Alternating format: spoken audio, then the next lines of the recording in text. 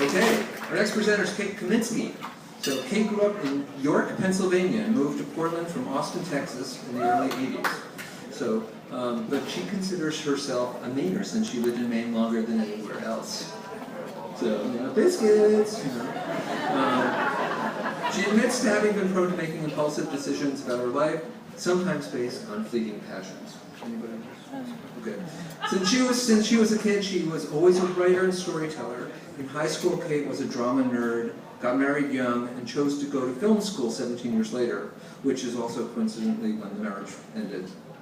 So Kate wrote a novel, which only took 3 years, and then she segued into filmmaking and screenwriting. She wrote in her Pecha Kucha submission that going to film school was a rash decision based on my lifelong love of Hollywood movies. Since then, I've traveled the winding back roads and difficult terrain of independent filmmaking. Kate has taught filmmaking at USM for 14 years and currently teaches at Mecca. She's quite proud that there are a lot of her students that are, have gone into the filmmaking business and have careers. She has written and produced many independent films since 1990, including her most recent film, The Crew. And she's way too impatient with the sorry state of the studio system, and is very proud that she doesn't need them or anybody else to get their approval to tell the stories that she has created. Her producing partner is Betty Carson, and you can check out some of her work at vimeo.com, Get Go Productions. So please welcome Kate Kaminski.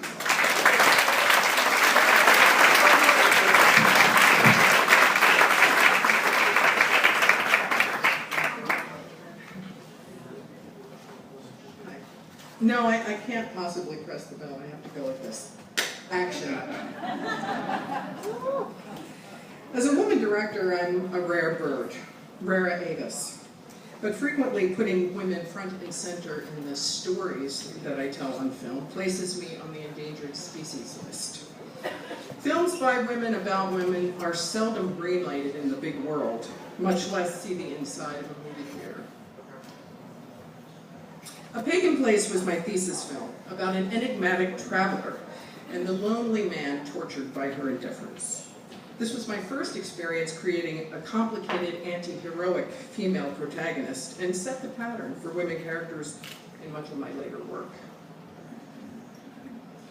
Wait was my first video project years before the digital revolution. Both women characters are restless seekers. One is a suffocated young housewife, sound familiar? And the other is a good time girl who takes a fateful leap of faith. Both were outward expressions of what I was experiencing personally at the time. Purgatory was the first movie I made with Betsy Carson. It's about an unseen monster stalking a couple through the Maine woods. Betsy and I ironically fell in love while making this film, which is really a nasty dissection of the relationship gone terribly wrong. I'm a die-hard nonconformist, but I do adhere to 3 rules when I'm making a film. The first comes out of my inborn impulse to swim against the tide and make waves while I'm at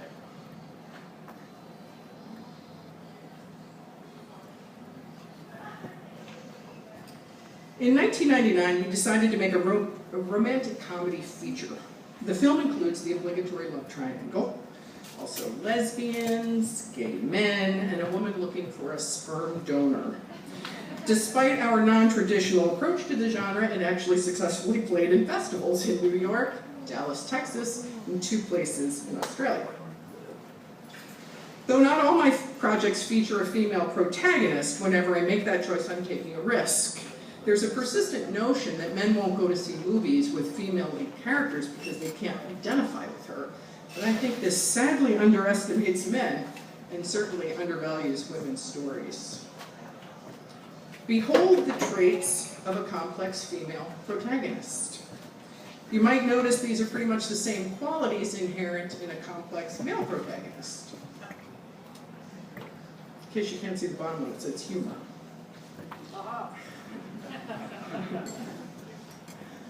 The Bar Guest was our second feature film, a horror film with a lead character who's a woman demon dog hybrid. She's so powerful she can kill with just a look or a suggestion, which is a really good way of making a low-budget horror film.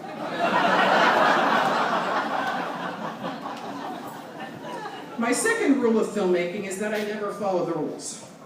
So even when I'm working within a genre, I can't help but subvert its conventions. After all, generic is what Hollywood does best. Why would I try to compete with that?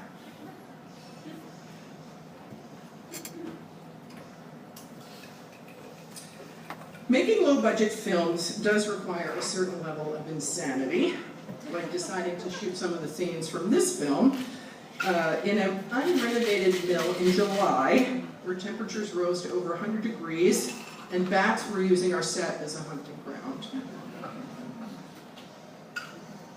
Heather Kornman on the left was our USM intern on trip. She'd recently undergone surgery for brain cancer, but she never skipped a beat. She often showed up to shoots after a round of chemo. She never saw the finished film. She died before her 24th birthday, but she remains a very strong inspiration for me when I make a film. Willard Beach was a weekly web series which kept us busy for a couple of years. Each improv episode revolves around the gossipy doings of a small group of interrelated people in a little Maine town. Mostly it's about the elusive quality of love.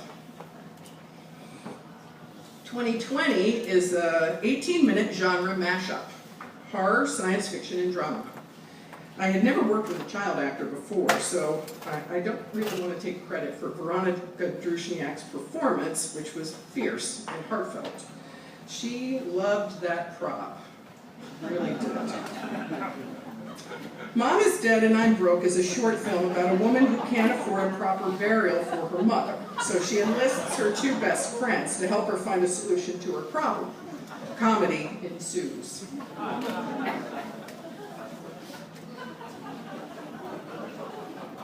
Now, many mainstream films depict women's friendships in a way that would have you believe we're all backstabbers and we're going to steal your boyfriend. But that isn't my experience. As a filmmaker, I'm interested in showing how we really are, that we support each other even when we have Mom's dead body stashed in the trunk of the car. The Crew is our fourth feature film. It's a comedy satire about filmmaking with a big ensemble cast. And the process of making it was typically unconventional. We shot it in about 11 days over a 18-month period. So if you ever see the film, please be kind about those hair continuity issues.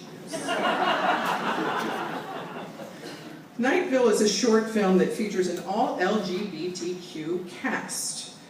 We're really excited. It's already played at a couple of festivals, but we're excited it's going to play in a venue in 4 cities, but in one venue in Portland, Oregon, where they shoot IFC's Portlandia, the feminist bookstore there. My last rule of filmmaking is to never give people what they expect. To me, it's just incredibly boring to watch a film and be 10 steps ahead of the character and story. Why bother to see a film you've already seen 1,000 times before? I like to think I have more respect for my audiences than that. I believe in the transformative power of cinema. If I didn't, I would have quit a long time ago. But we can't be what we don't see. That's why I'll continue to make the kinds of films I want to see, to present alternatives to the formula, and especially to portray female protagonists who are as complex as their male counterparts. Thank you.